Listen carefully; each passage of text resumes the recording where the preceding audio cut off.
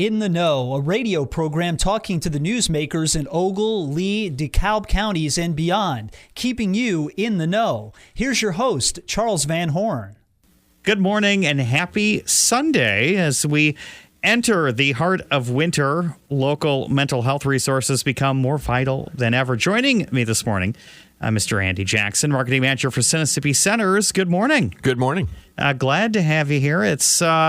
It's always the start of a new year, new beginnings, and some folks have taken the opportunity to sort of get a clean slate and do this activity known as Dry January. It's just abstaining from alcohol, right? Or other vices? Sure. Yeah. Dry January, substances. And my understanding about Dry January is I'm sure there's a focus on alcohol, but also other substances and possibly some other things. I don't know. I'm not as familiar with Dry January as some other things, but it sounds like a decent idea. Yeah, and it's a step. It's that first step. It's sort of like making a New Year's resolution. It's a way to start off the year, and in this case, starting off with a sober year. And I know Sinissippi Centers helps a lot of individuals with different substance use or alcohol issues. What are some big tips in order to help maintain your Dry January? If you think you may have an alcohol problem, what are some of the things you can do on your own to sort of make that easier for you? Sure. I think just like making resolutions and following through on them, I think if you're making a resolution to do a dry January, one of those things is, with any resolution, you might mess up a little bit, right? Mm-hmm. Don't take that as a big setback. Just keep going and don't get down on yourself. So I think we're, as human beings, I think we're always our own worst critics. So taking a detour in the plan is not an end to that plan. Just keep going and don't be so hard on yourself. And kind of in life that happens too, even particularly with substance use disorders. Relapse is a feature of that disease. And people do have setbacks in their recovery, but the idea is that you then, just keep going, and it's a process, and processes are never perfect. So I think that's one thing. Keeping a positive mental attitude is huge.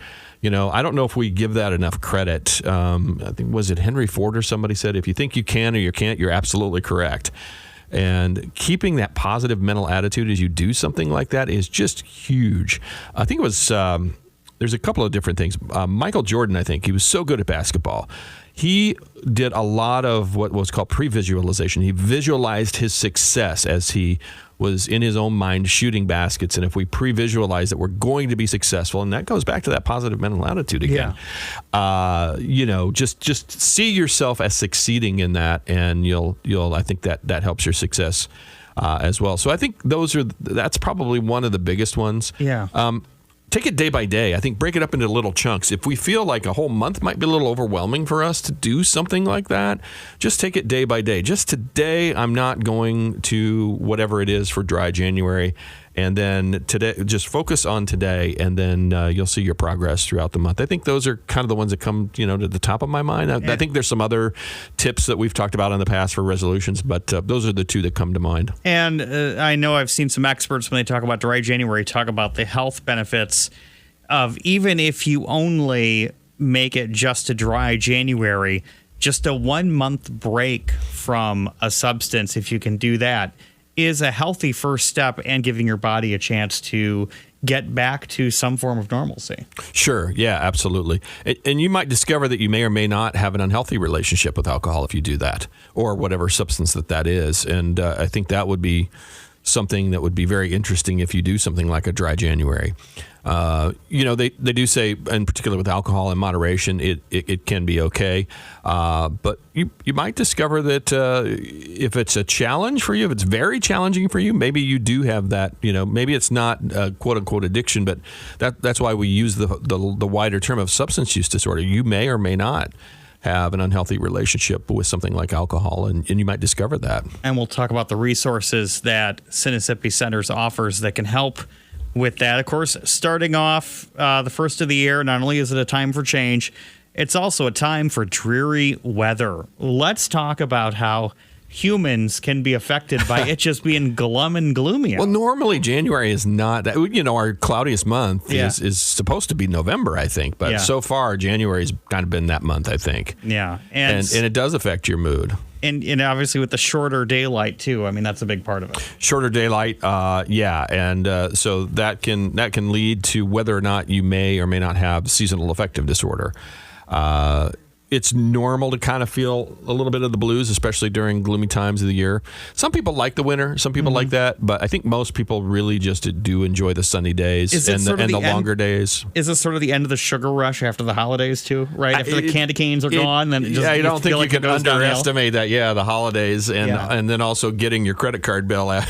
Oh yeah. January. They go, oh my! Now we have to pay this off now for January, March, and February, but maybe into March and maybe later. But I think there's a number of factors that could go into that. And how could you? I mean, I think everybody has days or certain times of the year when they're like, oh, this is just going to be a bad week because I have this going on.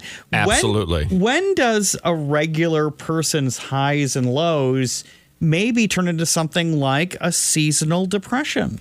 Sure. So if you've noticed significant changes in your mood and behavior when the seasons change, and it goes on for a while. It's not just a couple of days, or it's not just maybe a bad week. You may be experiencing seasonal affective disorder. A couple of clues. Most cases, SAD symptoms, SAD for short, seasonal affective disorder. In most cases, SAD symptoms start in the late fall or early winter, go away during the spring. Maybe summer if it's a longer period for you, and that's known as the winter pattern SAD or winter depression. That's more common. So that's kind of a clue. Another clue is has it changed? How is this? Is it making effects in your life that you're noticing that are different than before, right? So is it affecting things like relationships, jobs, and things like that? That's usually always a clue that something's going on, particularly in the behavioral health care sphere, whether that be substance use or whether that be, mental illness or something like that. So that would be another clue as well. One thing to say, though, SAD can happen during the summer. Really? It's more rare. It's less common. But there is a summer pattern SAD that can happen. And you wouldn't think that because part of why we think about that is the less, like you said, cloudy or less light. Yeah. Maybe the letdown after the holidays, those kind of things. But there is a summer pattern SAD, but it certainly is less common.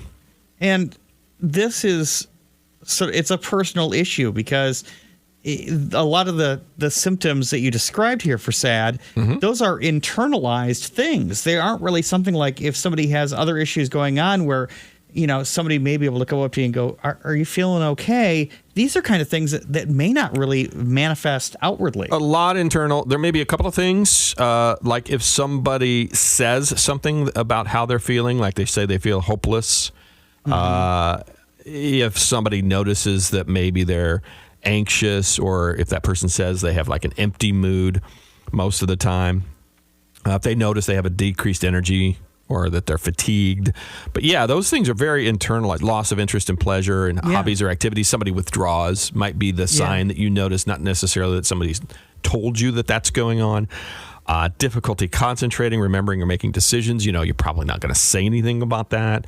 Changes in your sleep or appetite, unplanned weight changes. You might notice a weight change, but what would you attribute that to unless you knew some other things that were going on? What's the sort of numbers on seasonal disorders like this? Is there any idea of how many Americans are affected with this? That's one thing I didn't bring with me. I don't know. It's not as common as some of the other things, but it does affect a percentage of the population. I would have to look that one up. Yeah. It's probably in the 10% or less category, but still, it's something that if you have, it's like anything else. Yeah.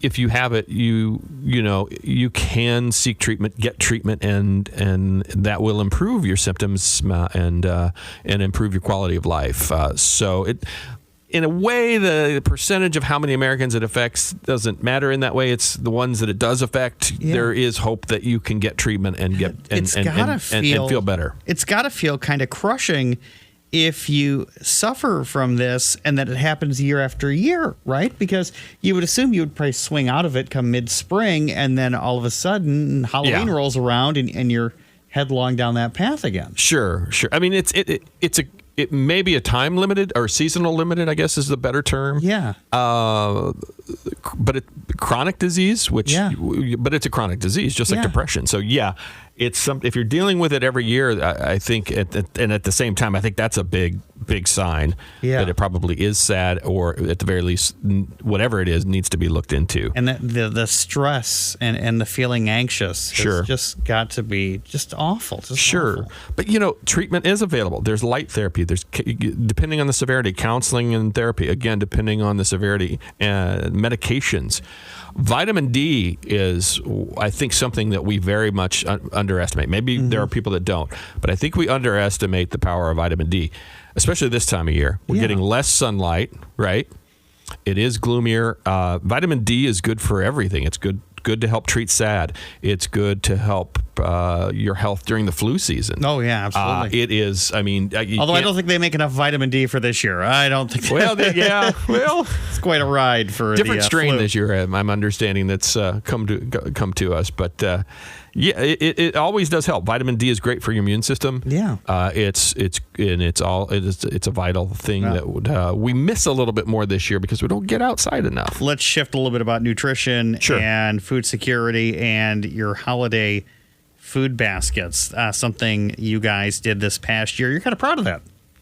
I would say we are proud of that because it does help a lot of people.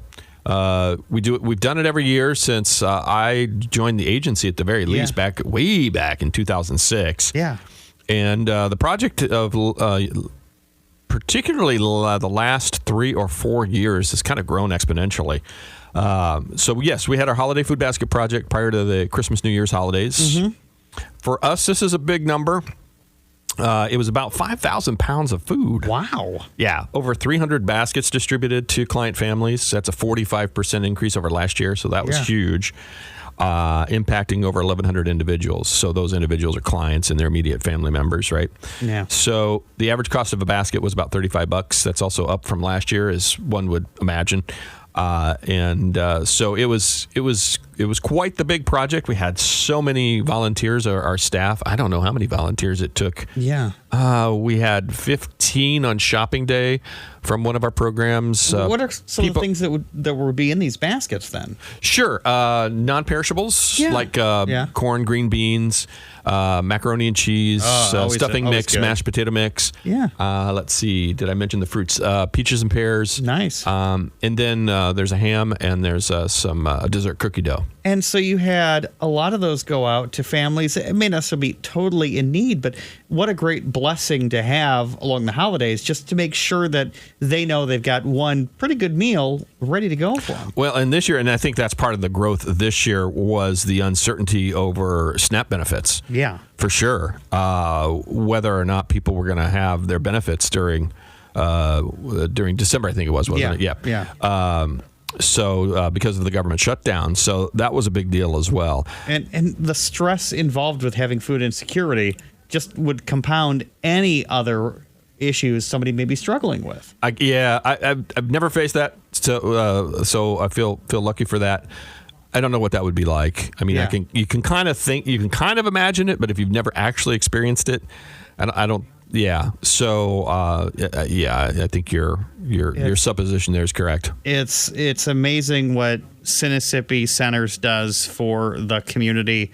Not only do people have just regular mental health concerns, but substance use and addiction, and just all the other little battles that people have to face, as I said, internally. One of the reasons that we do it. You're a place to go for help. Yeah, one of the reasons that we do that, because when you're in recovery, yes, that just facing a mental illness, as you just said, facing a mental illness or substance use disorder itself is that's a load on your life.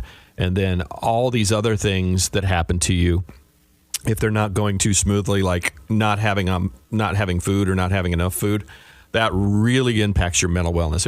Whether you have a mental illness or not, or a substance use disorder or not, something like that is going to impact your mental wellness. It's going to be stressful, as you say. So that's one of the reasons why we do this, because some of our, I guess you'd call them charitable activities that we do, we always just try to focus down on that. Let's maximize or improve the mental wellness of the people that we serve. And what can we do? And this is one area that definitely impacts mental wellness, and particularly for those clients that do get signed up for this. Andy Jackson, Marketing Manager for Sinissippi Centers, with us this morning. Somebody has concerns, questions, maybe they're just not feeling right or need somebody to talk to in an emergency. How can they reach you guys? Sure. Website's a good one always these days. Everybody's on their phones or their computers. So Sinissippi.org, all kinds of information are there. Main number, 815-284-6611. And we also have a 24-hour crisis line, which is 800-242-7642. We do have 3 Ogle County offices, which is Byron, Oregon, and Rochelle, but we also have our Dixon office and offices in 5 counties in total. Yeah. But the main number, 815-284-6611. Andy, thank you so much for joining us this morning. Appreciate you taking the time to stop by. Oh, my pleasure. Thank you. Thank you for listening to this week's In the Know. The program returns next week at this time with another great conversation with someone from your community.